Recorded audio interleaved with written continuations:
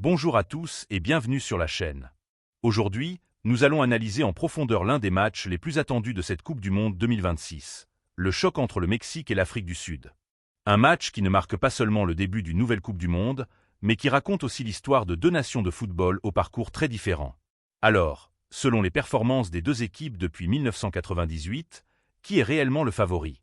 Le Mexique va-t-il confirmer son statut? Ou l'Afrique du Sud va-t-elle créer la surprise? Restez jusqu'à la fin, car je vais également vous donner mon pronostic. Depuis près de 30 ans, le Mexique est considéré comme l'une des nations les plus régulières du football mondial.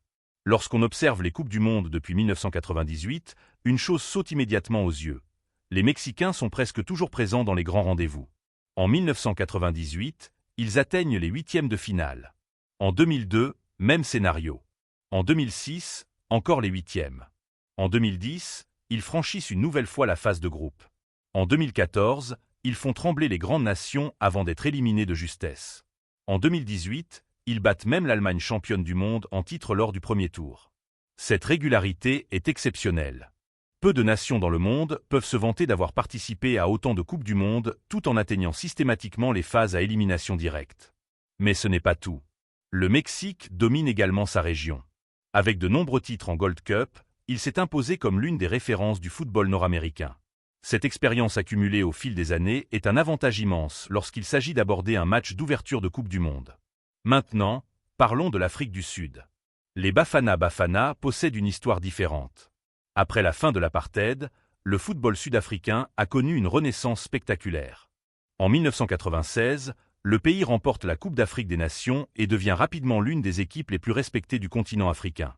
Cependant, les années suivantes ont été marquées par une certaine irrégularité. L'Afrique du Sud participe aux Coupes du Monde 1998, 2002 et 2010, mais ne parvient jamais à franchir le premier tour. Par la suite, les qualifications deviennent plus compliquées. Pendant plusieurs années, les Bafana Bafana disparaissent pratiquement de la scène mondiale. Mais depuis quelque temps, quelque chose est en train de changer. L'équipe a retrouvé de la stabilité.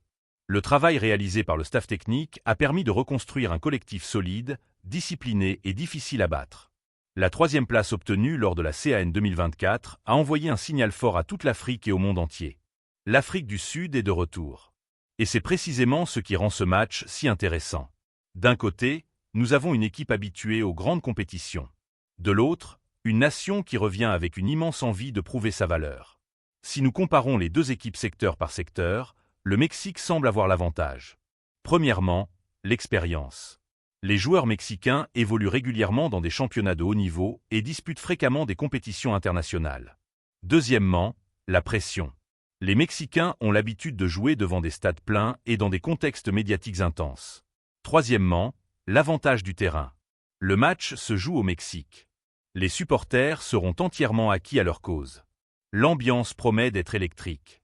L'Estadio Azteca est l'un des stades les plus mythiques de la planète. Jouer dans cette enceinte devant des dizaines de milliers de supporters représente un atout considérable. Cependant, attention à l'Afrique du Sud. Les Bafana Bafana possèdent plusieurs qualités capables de faire déjouer les pronostics. Leur organisation défensive est remarquable. Leur discipline tactique est souvent sous-estimée. Et surtout, ils n'ont rien à perdre. Dans le football moderne, les équipes les plus dangereuses sont parfois celles qui jouent sans pression.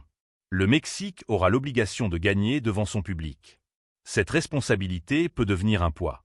L'Afrique du Sud, au contraire, pourra jouer avec plus de liberté. Souvenons-nous également qu'un match d'ouverture de Coupe du Monde est toujours particulier. L'émotion est immense. Le stress est omniprésent. Même les favoris peuvent commettre des erreurs inhabituelles.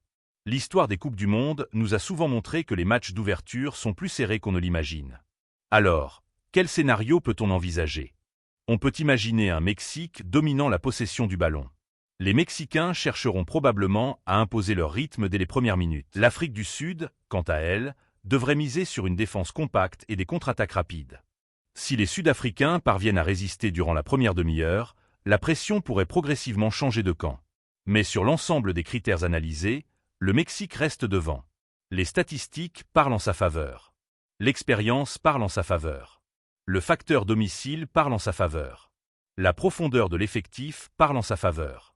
Pour toutes ces raisons, mon favori pour ce match est clairement le Mexique. Cela ne signifie pas que la victoire est garantie. Le football reste le sport des surprises.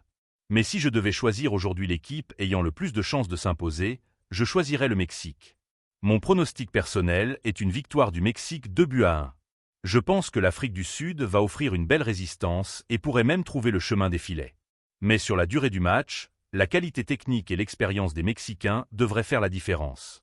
Une chose est certaine, ce match d'ouverture promet du spectacle, de l'émotion et une ambiance extraordinaire. Et vous, quel est votre pronostic? Pensez-vous que le Mexique va confirmer son statut de favori? Ou voyez-vous l'Afrique du Sud créer l'une des premières surprises de cette Coupe du Monde 2026? Dites-le moi dans les commentaires. N'oubliez pas de liker la vidéo, de vous abonner à la chaîne et d'activer la cloche de notification pour ne manquer aucune analyse de cette Coupe du Monde.